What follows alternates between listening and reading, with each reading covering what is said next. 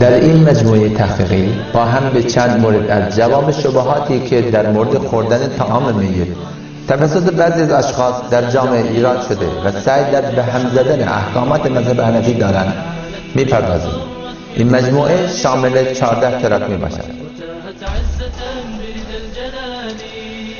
موضوع سخنرانی: جوابیه شبهات در مورد خوردن طعام میت که یکی از سخنرانان محترم نماز جمعه عقلا و نویسنده کتابی از علمای گنبد وارد نمودند.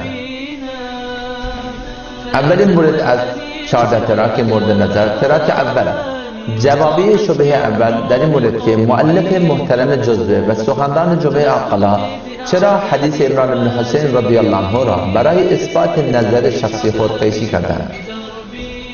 ترک دوم، جوابیه شبهه دوم، معنا شدن روایت دستور دادن فاروق اعظم رضی الله عنه به درست کردن طعام برای اهل شورا به درست کردن طعام میت توسط مؤلف محترم جزوه طرح 4000 مسئله دینی طبق مذهب حنفی.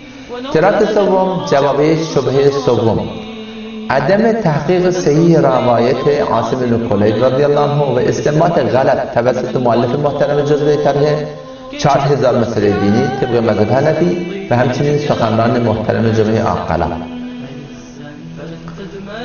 ترک چهارم، شبهه چهارم، آیا فتاوای ضعیف در مذهب حنفی می تواند دلیلی برای جواز خوردن طعام میت باشد؟ آیا فتاوای ضعیف را نیز می تواند در مذهب حنفی به عنوان مذهب برای مردم معرفی کرد؟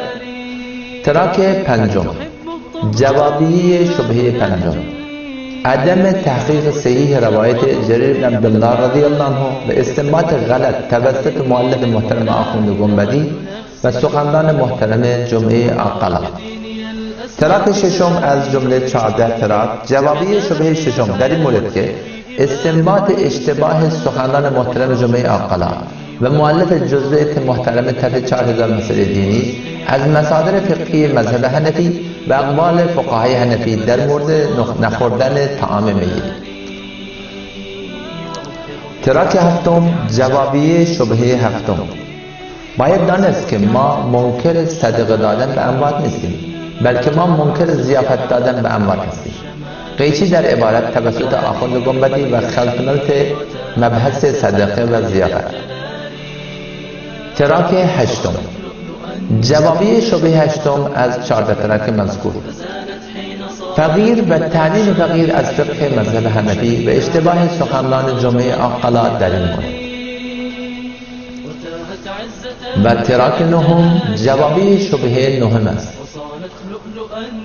در این مورد که آیا لفظ استرجاع در تفسیر قرآن و حدیث به معنای دوباره سوگواری گرفتن می آید و اشتباه سخنران محترم جمعه عقلا در این مورد.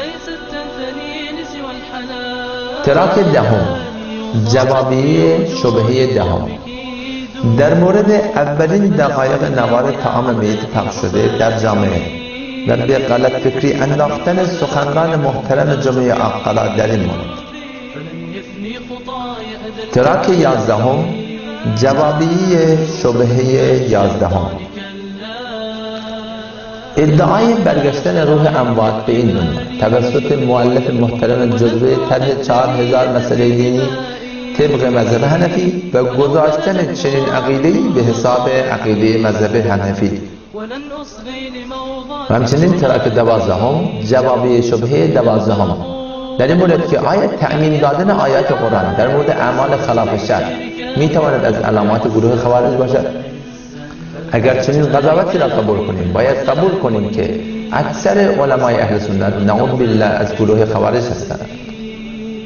و ترک 13، جوابیه شبهه 13 در این مورد که مؤلف محترم جزوه نمازی را که در شریعت وجود ندارد سنت قرار داده است، همچنین حکم نماز غیر چهارشنبه و نماز رقایب، شب براءت و دیگر نمازهایی که مطابق شریعت نمی باشد. با آخرین ترک را با هم دیگر نگاه می‌کنیم. ترک 14 است، جوابیه شبهه 14 در مورد اشتباه سخنران محترم جمعه عقلا در مورد کتاب براهین القاطعه و حکم گذاشتن ریش در مذهب حنفی را با هم دیگر نگاه می‌کنیم. از همه شما التماس دعا دارم. و السلام علیکم و رحمت الله و برکاته.